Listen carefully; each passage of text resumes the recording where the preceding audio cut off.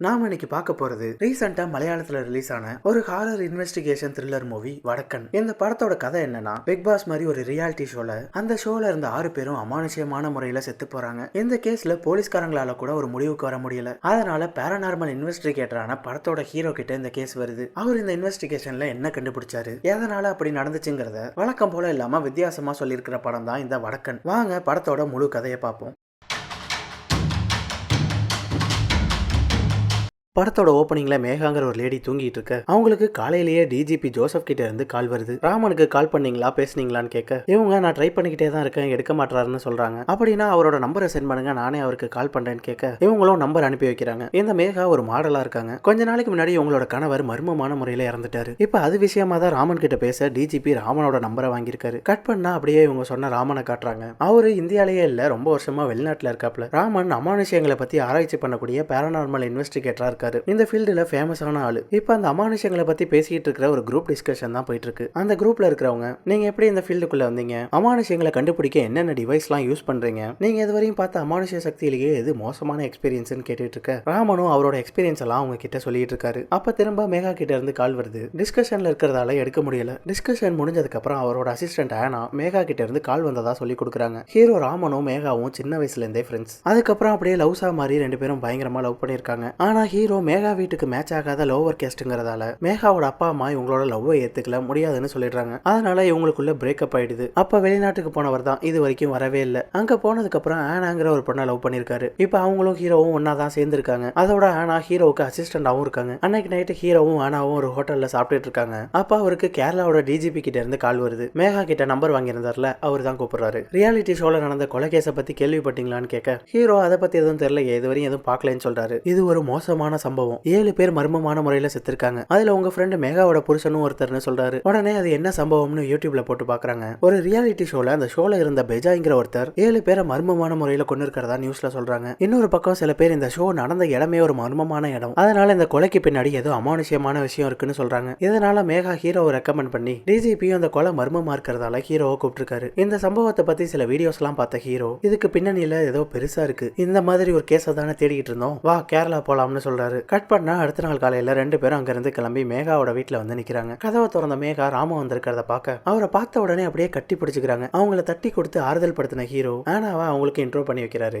அவங்களுக்கு ஹீரோ இப்ப லவ் பண்ணிட்டு இருக்கிற பொண்ணுன்னு புரிஞ்சிடுது. சில வருஷங்கள் கழிச்சு பாத்துக்கிட்டதால கொஞ்ச நேரம் பின்னாடி போய் 2 பேரும் தனியா பேசுறாங்க. மேகாவுக்கு போலீஸோட விசாரணை மேல நம்பிக்கையே இல்ல. அதோட அவங்களுக்கே இந்த கேஸ் குழப்பமா தான் இருக்கு. அதனாலதான் இவங்க டிஜிபியை கம்பல் பண்ணி ஹீரோவை வர வச்சிருக்காங்க. அதுக்கப்புறம் இவங்களை பார்க்க வந்த டிஜிபி ஷூட் பண்ண ரியாலிட்டி ஷோட ஹார்ட் டிஸ்க் எல்லாம் கொடுக்குறாரு. இந்த ரியாலிட்டி ஷோக்கு மேகாவோட புருஷன் ரவி தான் டைரக்டர். நான் இதுவரையும் எவ்வளவோ மோசமான கொலை கேஸுகளை பார்த்திருக்கேன், ஆனா இந்த சம்பவம் அதை எல்லாத்தையும் விட மோசமான கேஸ் அப்படின்னு ஹீரோக்கு வார்னிங்கோட அந்த ஹார்ட் டிஸ்க் எல்லாம் கொடுத்துட்டு போறாரு. அன்னைக்கு ஹீரோ டிஜிபி கொடுத்த ஹார்ட் டிஸ்க் எல்லாம் ஒவ்வொன்னா போட்டு அந்த வீடியோஸ் எல்லாம் பார்க்க ஆரம்பிக்கிறாரு. அதுல போட்டியாளர்களை ஆடிஷன் வச்சு செலக்ட் பண்ணதுல இருந்தே எல்லா வீடியோஸும் இருக்கு. அந்த ஆடிஷன்ல இருந்து நாராயண, ஷாம், பெஜாய், மீரா, எலினா, தாஷுன்னு 3 பசங்க 3 பொண்ணுன்னு மொத்தம் 6 பேரை செலக்ட் பண்றாங்க. மேகாவோட புருஷன் ரவி இருக்காருல்ல, அவரு ஹாரர் கிரைம் மிஸ்ட்ரி கதையை பத்தி எல்லாம் சொல்ற ஒரு யூடியூபர். அது மட்டும் இல்லாம இந்த ஷோவோட டைரக்டரும் அவர் தான். இந்த ஷோவோட கான்செப்ட் என்னன்னா, மொத்தம் 6 பேர் பிரம்மகிரி மலைப்பகுதியில் இருக்கிற ஒரு பங்களால 15 நாள் இருக்கணும். கிட்டத்தட்ட நம்ம பிக் பாஸ் மாதிரி தாங்க. அங்க 100 நாள், இங்க 15 நாள். ஆனா இது ஒரு பேய் பங்களா. அங்க இவங்க எல்லாரும் தங்கணும். இதுல கடைசி வரையும் இருந்து ஜெயிக்கிறவங்களுக்கு 1 கோடி பரிசு. ஷோவோட முதல் நாள் போட்டியாளர்கள் எல்லாரும் பொட்டி படுக்கையோட பிரம்மகிரி மலைக்கு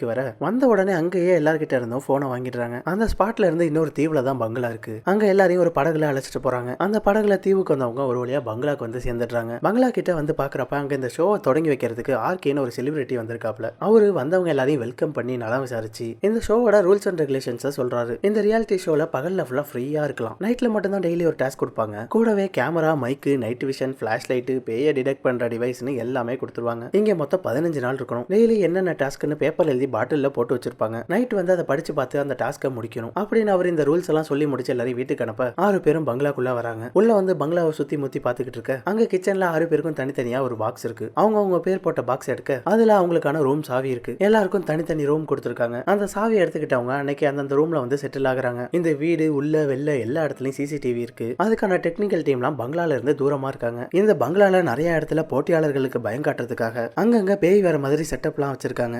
மீரா கிட்ட இருந்து ஸ்டார்ட் பண்றாங்க. மீரா அவங்களோட ரூம்ல வந்து தூங்கிட்டு இருக்க அந்த ரூம் கதவை யாரோ தட்டுற மாதிரி சத்தம் கேக்குது. அவங்க என்னடா சத்தம்னு பாத்துட்டு இருக்க திடீர்னு ஜன்னல் வழியா தலைகீழ தொங்குற மாதிரி ஒரு பேயை இறக்கி விடுறாங்க. அதுல மீரா அரண்டு போய் அலற மத்த ரூம்ல உள்ளவங்க என்னாச்சோ ஏதாச்சோ தப்பிச்சோன்னு ஓடி வராங்க. அவங்க எல்லாம் வரதுக்குள்ளேயே பேய தூக்கிடுறாங்க. அதனால இவங்களும் மீரா ஏதாவது நிழலை பார்த்து பயந்துருப்பான்னு விட்டுடுறாங்க. இப்படி அன்னன்னைக்கு நடக்கிறத அடுத்த நாள் அவங்களோட எக்ஸ்பீரியன்ஸா ஷேர் பண்ணுவாங்க. பிக் பாஸோட கேமரா முன்னாடி போட்டியாளர்கள் உட்காந்து பேசுற மாதிரி. நைட்டு பார்த்ததை நினைச்சு அவங்க காலையிலயும் கொஞ்சம் அப்செட்டா இருக்க எல்லாரும் அவங்கள அழிச்சுக்கிட்டு பக்கத்துல இருக்க ஏரியாவை சுத்தி பார்க்க போயிடுறாங்க. எல்லாரும் அங்க இருக்கிற காட்டு பக்கமா போயிட்டு இருக்க அங்க ஒரு பெரிய மரத்தை பாக்குறாங்க. அது அப்படியே நிறைய வேர்கள்லாம் பின்னி படைஞ்சிருக்கு. அந்த மரத்தோட கீழ்ப்பகுதியில ஏதோ கதவெல்லாம் வச்சு அடைச்சிருக்காங்க. அது என்னன்னே தெரியல. அதுக்கப்புறம் அப்படியே இன்னும் கொஞ்ச நேரம் சுத்திட்டு சாயங்காலம் திரும்ப பங்களா கிட்ட வந்துடுறாங்க. நைட்டு கேம்ப் ஃபயர்ல எல்லாரும் உட்கார்ந்துருக்க அவங்கள அன்னையோட டாஸ்க் ஆரம்பிக்க சொல்லி வாய்ஸ் ஓவர் வருது. அவங்களும் மொத பாட்டில் எடுத்து அதுல இருக்கிற பேப்பர்ல போட்டிருக்க டாஸ்க படிக்கிறாங்க. 6 பேர் 2 டீமா பிரிஞ்சுக்கோங்க. வீட்டுக்குள்ள கடைசியில ஒரு ரூம் இருக்கு. அதுக்குள்ள டீம் ஏ போங்க. வீட்டுக்கு வெளில பாலடைஞ்ச ஒரு ரூம் இருக்கும். அதுக்கு டீம் பி போங்க. இந்த 2வது ரூம் ரொம்ப ஸ்பெஷலான ரூம். இங்க இருந்த வெள்ளக்காரன் ஆர்த்தர் அவரோட பொண்டாட்டியையும் 2 பசங்களையும் கொண்டுட்டு அவரும் தற்கொலை பண்ணி செத்துட்டாரு. அந்த டீம்ல இருந்து ஒரு ஆள் மட்டும் தான் உள்ள போகணும் அப்படின்னு இந்த டாஸ்க சொல்ல 2 பக்கமும் ஒரு ஆள் அந்த ரூமுக்கு போறாங்க. டீம் ஏல எலினா உள்ள போறாங்க.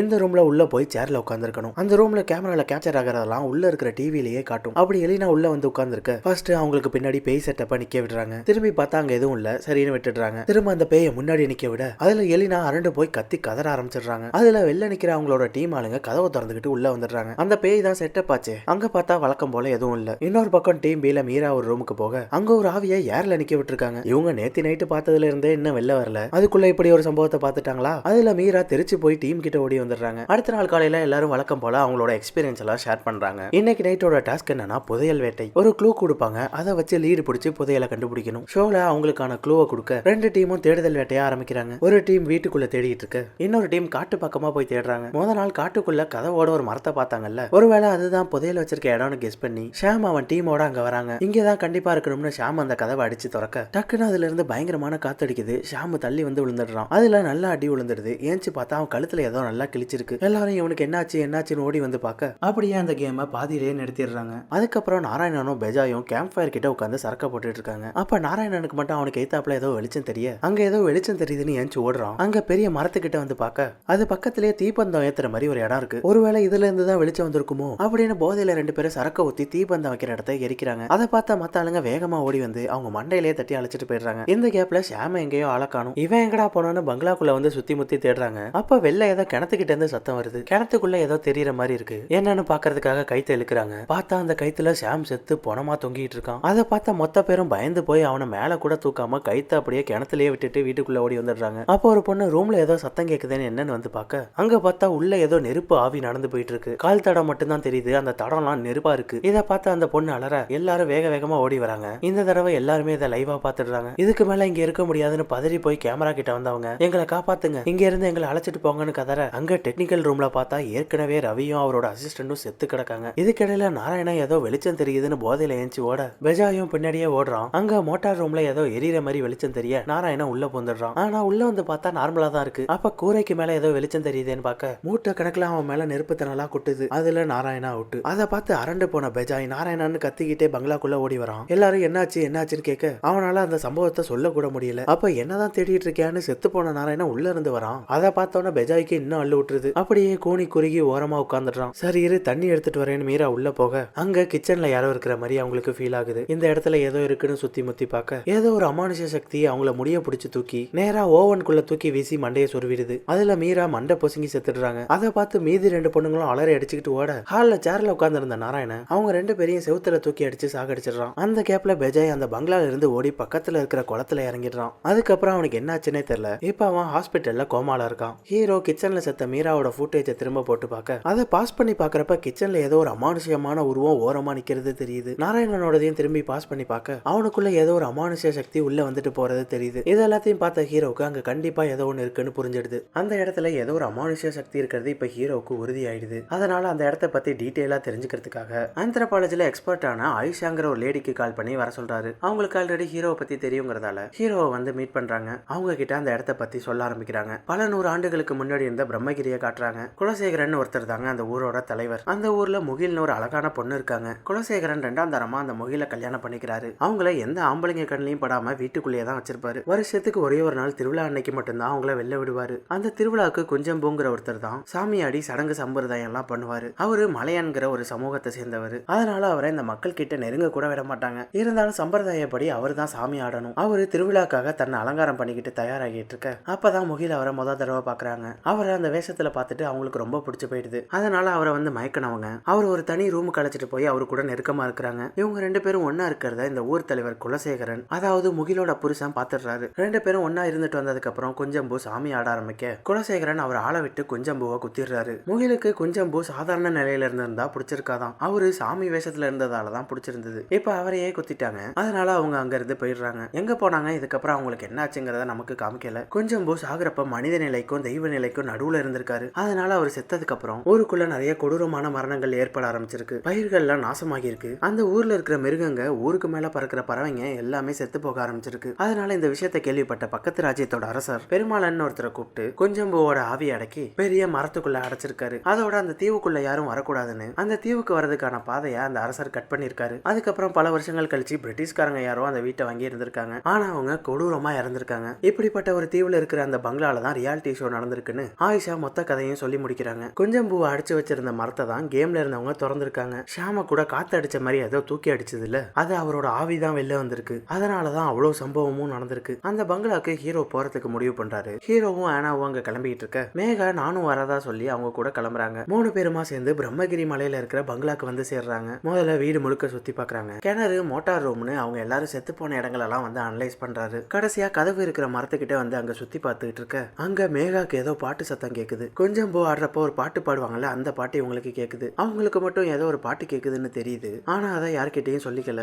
அடுத்து இந்த பங்களாவை முழு நேரம் கண்காணிக்கிறதுக்காக பங்களாவை சுத்தி எல்லா இடத்துலயும் கேமராவை செட் பண்றாங்க. இந்த இடம் முழுக்க சுத்தி பார்த்த ஹீரோ இங்க ஏதோ ஒரு அமானுஷ சக்தி இருக்கிறத உணர்றதா சொல்றாரு. கையில ஒரு டிவைஸ் வச்சுக்கிட்டு பங்களா ஃபுல்லா சுத்தினவரு அந்த பங்களாவோட ஒரு பக்கத்துல ஒரு பகுதி செவுரு மட்டும் வீக்கா இருக்கிற மாதிரி தெரியுது. தட்டி பார்த்தா அந்த இடம் மட்டும் டிஃபரெண்டா சத்தம் கேக்குது. கடப்பாறை எடுத்து அந்த இடத்த அடிச்சு உடைக்க அந்த இடம் ஒரு எம்டி பிளேஸா இருக்கு. சின்ன ரூம் மாதிரி இருக்கு. உள்ள வந்து பார்த்தா பழங்காலத்து சேரு, டேபிள், பானைன்னு இருக்கு. அங்க இருக்கிற ஒரு பழங்காலத்து பெட்டியை திறக்க அதுல சில ஓலைச்சுவடிகளும் இருக்கு. அதோட உள்ள ஒரு ட்ரெஸ் காஸ்டியூமும் இருக்கு. அது வேற யாரோடதும் இல்ல, கொஞ்சம் போ சாமி ஆடுறப்ப போடுற காஸ்டியூம். ஓலைச்சுவடியை எடுத்து பார்த்தவரு எதுவும் புரியலன்னு திரும்ப வச்சிடுறாரு. திரும்ப வீட்டுக்குள்ள வந்து கேமரா, மைக் செட்டப் எல்லாம் பக்காவா இருக்கான்னு செக் பண்ணிட்டு இருக்க அதுல அப்படியே மணி 11 கிட்ட ஆயிடுது. அமானுஷ்யமான விஷயங்கள்லாம் நடுராத்திரிக்கு மேலதான் நடக்கும். அதனால வெயிட் பண்ணுவோம்னு ஹீரோ சொல்றாரு. சரி முதல்ல சாப்பிடுவோம்னு 3 பேர் உட்காந்து சாப்பிட ஆரம்பிக்கிறாங்க. அப்ப ஆனாவுக்கு ஏதோ சலங்க சத்தம் கேட்கிற மாதிரி இருக்கு. உடனே திரும்பி பார்க்க பக்கத்துல பார்த்தா மேகாவோட முடி நட்டுக்கிட்டு ஏர்ல பறந்துகிட்டு இருக்கு. என்ன 2 பேரும் நம்மள பாத்துக்கிட்டு இருக்காங்கன்னு மேகா முழிக்க திடீர்னு ஏதோ ஒண்ணு அவங்களை இழுத்துட்டு போய் தூக்கி அடிச்சிடுது. ஆனா அவங்கள போய் தூக்க ஹீரோ ஏதாவது அமானுஷ சக்தி இருக்கான்னு பிளாஷ் போட்டு போட்டோ எடுத்துக்கிட்டே வெளில ஓடுறாரு. வெளியில பார்த்தா எதுவும் மாட்டல. திரும்ப உள்ள வந்தவர் கீழே விழுந்து எந்திரிச்ச மேகாவை சுத்தி சுத்தி போட்டோ எடுத்துக்கிட்டு இருக்காரு. அடுத்து சிஸ்டம்ல வந்து எல்லா இடத்துலயும் வச்சிருக்க மைக்கெல்லாம் செக் பண்ணி பாக்குறாரு. அதுல ஏதோ ஒரு மைக்ல விசித்திரமான சத்தம் கேக்குது. உடனே சிஸ்டம்ல எல்லா கேமராவையும் செக் பண்ண ஆரம்பிக்க திடீர்னு பவர் கட் ஆயிடுது. அதனால ஆனா வேகமா ஜெனரேட்டர் ஆன் பண்றதுக்காக போயிடுறாங்க. பங்களாவே ஒரே இருட்டா இருக்க ஹீரோ மேகாவை வந்து டச் பண்றாரு. உனக்காக தான் ஏங்கிட்டு இருந்தேன்னு அவங்களும் எதுவும் சொல்லாமலே நிக்க டக்குன்னு கரண்ட் வந்துடுது. திரும்பி பார்த்தா மேகாவுக்கு பின்னாடி யாருமே இல்ல. ஹீரோ தூரமா தள்ளி நின்று தான் இவ்வளவு நேரம் இவங்களை போட்டோ எடுத்துக்கிட்டு இருந்திருக்காரு. மேகாவோட கையில பார்த்தா நெருப்பால பதிஞ்ச கையச்சு மட்டும் இருக்கு. அப்ப அது யாரா இருக்கும்னு மேகாவுக்கு அள்ளு விட்டுருது. அந்த பதட்டத்துல இருக்கிறப்ப டக்குன்னு மேகாவோட உடம்புக்குள்ள ஏதோ ஒரு அமானுஷ சக்தி வந்துடுது. என்னடா பண்ணிட்டு இருக்கீங்க அப்படின்னு இங்கிலீஷ்ல கேக்குறாங்க. இவங்க உடம்புக்குள்ள இருக்கிறது இங்க செத்து போன பிரிட்டிஷ்கார லேடியா இருக்கும் போல. அதான் இங்கிலீஷ்ல பேசிட்டு இருக்காங்க. திரும்ப 2 நிமிஷத்திலேயே பழைய நிலைமைக்கு வந்துடுறாங்க. உடனே ஆனா கிட்ட மேகாவை பாத்துக்க சொல்லிட்டு ஹீரோ பங்களாக்கு வெளியில போய் பார்க்க ஓடிடுறாரு. சரின்னு ஆனாவும் அவங்க கூட இருக்க மேகாக்குள்ள திரும்ப ஏதோ ஒரு ஆவி பூந்துடுது. அது ஆனாவை கழுத்தை நெரிச்சு கொல்ல பார்க்க கிட்டத்தட்ட அவங்க சாகர நிலைமைக்கு போயிடுறாங்க. நல்ல வேலை திரும்ப உள்ள வந்த ஹீரோ அவங்கள தடுத்துடுறாரு. அவங்கள பிடிச்சி ஒரு சோஃபால கட்டி வச்சு திரும்ப ஆனாவை பாத்துக்க சொல்லிட்டு மறுபடியும் இங்க ஏதாவது அமானுஷ்ய சக்தி இருக்கான்னு செக் பண்ண வீடு முழுக்க தேட ஆரம்பிக்கிறாரு. அந்த கேப்ல மேகா திரும்ப பழைய நிலைமைக்கு வந்துடுறாங்க. என்னோட கட்டை அவுத்து விடுன்னு ரொம்ப கெஞ்ச அவங்கள பார்க்கவே பாவமா இருக்குன்னு ஆனா அவங்க கட்டை அவுத்து விட்டுடுறாங்க. மேகா ஆனாவை தள்ளி விட்டுட்டு ஹீரோவை தேடி உள்ள போக திடீர்னு பார்த்தா ட்ரெஸ் எல்லாம் கழட்டி வீசிட்டு ஹீரோ தேடி போயிட்டு இருக்காங்க. அப்ப சரியா ஹீரோ உள்ள இருந்து ஹால் பக்கம் வர இவங்க ட்ரெஸ் இல்லாம குறுக்க நின்றுட்டு இருக்காங்க. இப்ப மலையாளத்துல தான் பேசுறாங்க. வா என்ன எடுத்துக்க அப்படின்னு ஹஸ்கி டோன்ல ஹீரோ கிட்ட வேற மாதிரி பேசுறாங்க. அவங்கள அந்த நிலைமையில பார்த்த ஹீரோ டக்குன்னு அவங்களோட ட்ரெஸ் எடுத்து மாட்டி விட்டு திரும்ப அதே இடத்துல வந்து கட்டி வச்சிடுறாரு. கட்டி உட்கார வச்சா ஹீரோவை பார்த்து சிரிச்சுக்கிட்டே இருக்காங்க. அப்புறம் கொஞ்ச நேரத்துல மயங்கி போயிடுறாங்க. அப்ப ஹீரோ ஆனா 2 பேருக்குமே சலங்க சத்தம் கேக்குது. எந்திரிச்சு போய் கேமராவை செக் பண்ணி பார்க்க அதுல வாசப்பக்கம் கேமரா முன்னாடி சின்ன சைஸ் சோளக்காட்டு பொம்மை மாதிரி ஏதோ ஒண்ணு நிக்குது. உடனே ஹீரோ ஓடி வந்து வெளில சுத்தி முத்தி பார்க்க அந்த பொம்மை உருவம் ஏர்ல வந்து தீயா மாதிரி ஹீரோவை நோக்கி வருது. அதை பார்த்த ஹீரோ டக்குன்னு வீட்டுக்குள்ள ஓடி வந்து கதவை சாத்திடுறாரு. அப்ப கரெக்டா மறுபடியும் பவர் கட் ஆயிடுது. கதவை சாத்திட்டு உள்ள வந்த ஹீரோ டேபிள்ல சாஞ்சு நிக்கிறாரு. என்னாச்சுன்னு பார்த்தா ஹீரோட கண்ணு முழுக்க கருப்பா இருக்கு. ஆனா கிட்ட நீங்க என்னடி பண்ணிக்கிட்டு இருக்கேன்னு கெட்ட வார்த்தையெல்லாம் சொல்லி கேட்க ஆனாவுக்கு அப்படியே அள்ளு விட்டுருது. எனக்கு இப்ப உடனே லைட் வேணும்னு சொல்ல ஆனா அவரை பார்த்து பயந்து போய் அங்க இருந்து ஓட ஆரம்பிச்சிடுறாங்க. அப்ப ஹீரோ திரும்ப பழைய நிலைமைக்கு வர ஆனா ஓடுறத பார்த்துட்டு நம்ம தான் ஏதோ பண்ணிருக்கோம் போலன்னு ஆனாவை துரத்திக்கிட்டே ஓடுறாரு. அவங்க அங்க இருக்கிற ஒரு ட்ரீ ஹவுஸ் மேல ஏற ஹீரோவும் சேஸ் பண்ணிக்கிட்டே பயந்துகிட்டே அங்க மேல வந்துடுறாரு. அவங்க ஹீரோ கிட்ட என்ன எதுவும் பண்ணிடாதேன்னு கத்தி கதற ஹீரோ அவங்கள மரத்து மேல இருந்து கீழே தள்ளி விட்டுடுறாரு.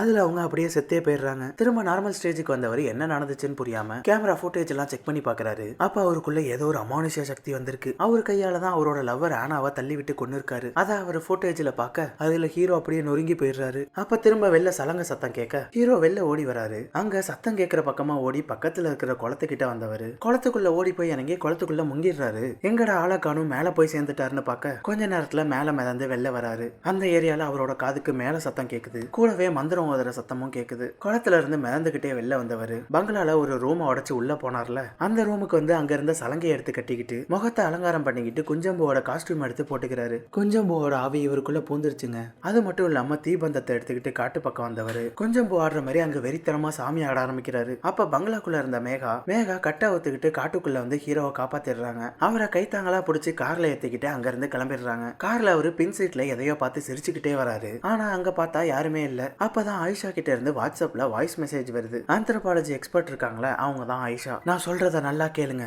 எல்லாத்தையும் அப்படியே விட்டுட்டு அந்த தீவை விட்டு உடனே வந்துருங்க. நல்லா கேட்டுக்கோங்க, அங்க விளக்கு எதுவும் ஏத்திடாதீங்க, முக்கியமா வழிபாடு எதுவும் பண்ணிடாதீங்க. ஏன்னா குஞ்சம்பூவோட ஆன்மா வழிபாட்டு மூலமா தான் மறுபிறவி எடுக்கும். அவன் ஒரு தந்திரக்காரன், அதனால கேர்ஃபுல்லா இருந்துக்கோங்கன்னு சொல்றாங்க. இவங்க விளக்கு எதுவும் ஏத்திடாதீங்கன்னு சொல்றாங்க. ஆனா ஹீரோ தான் அங்க ஆல்ரெடி தீபந்தத்தையே ஏத்திட்டாரே. அவங்க சொன்ன ஒண்ணு விடாம ஹீரோ ஆல்ரெடி பண்ணிட்டாரு. ஆல்ரெடி ஹீரோக்குள்ள குஞ்சம்பூவோட ஆவி புகுந்துட்டு ஹீரோ காரை நிறுத்த சொல்ல மேகாவும் நிறுத்துறாங்க. கார்ல இருந்து இறங்கின ஹீரோ அந்த பாலத்துல நின்னுகிட்டு கீழே ஆத்த பாத்துக்கிட்டு இருக்காரு. இப்ப இவரு ராமனும் இல்லாம குஞ்சம்பூவும் இல்லாம ரெண்டுத்துக்கும் நடுவுல இருக்காரு. மேகா அவர்கிட்ட வா போலாம்னு சொல்ல ஹீரோ மேகாவை காரை எடுக்க விடாம அவரு வந்து எடுக்கிறாரு. பக்கத்துல உட்கார்ந்த மேகா வா நம்மளோட வீட்டுக்கு போகலாம்னு லைட்டா ஒரு மாதிரியா சிரிக்கிறாங்க. சரி வா போலாம்னு ஹீரோவும் காரை எடுக்கிறாரு. சரி அப்படியே கிளம்ப போறாங்கன்னு பார்த்தா காரை யூட்டர்ன் அடிச்சு ஆத்து பக்கமா திருப்பி ஆக்சிலேட்டரை வேகமா அழுத்தி நேரா ஆத்துக்குள்ள காரை விட்டுடுறாரு. ஆமா இப்ப இங்க என்ன நடக்குது, எதுக்காக இவங்க இப்படி பண்றாங்கன்னு தானே யோசிக்கிறீங்க. எனக்கும் அப்படிதாங்க இருந்துச்சு. அதனால நடந்த எல்லாத்தையும் ரீவைண்ட் பண்ணி ஓட்டி பார்த்தேன். அதுல எந்த இடத்துலயுமே எதையுமே டீட்டெயிலா சொல்லல. ஹீரோ ராமன் இருக்கார்ல,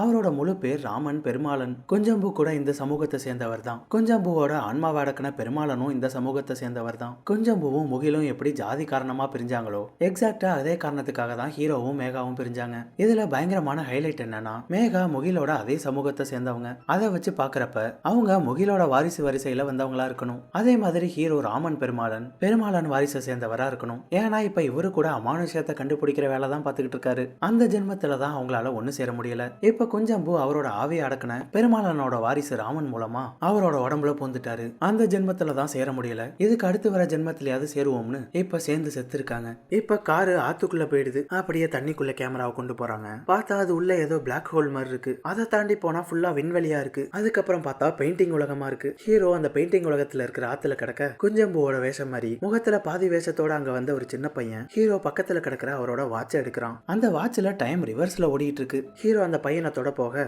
அவரால் அந்த பையனை தொட முடியல. அவன் அங்க இருந்து போயிடுறான். இது எக்ஸாக்டா என்ன உலகங்கிறது அவங்க நமக்கு மென்ஷன் பண்ணல. ஆனா இது ஒரு வேளை சொர்க்கமா இருக்கலாம், இல்ல நரகமா இருக்கலாம். இப்படி என்னன்னே சொல்லாம குழப்பத்தோடய இந்த படத்தை முடிக்கிறாங்க.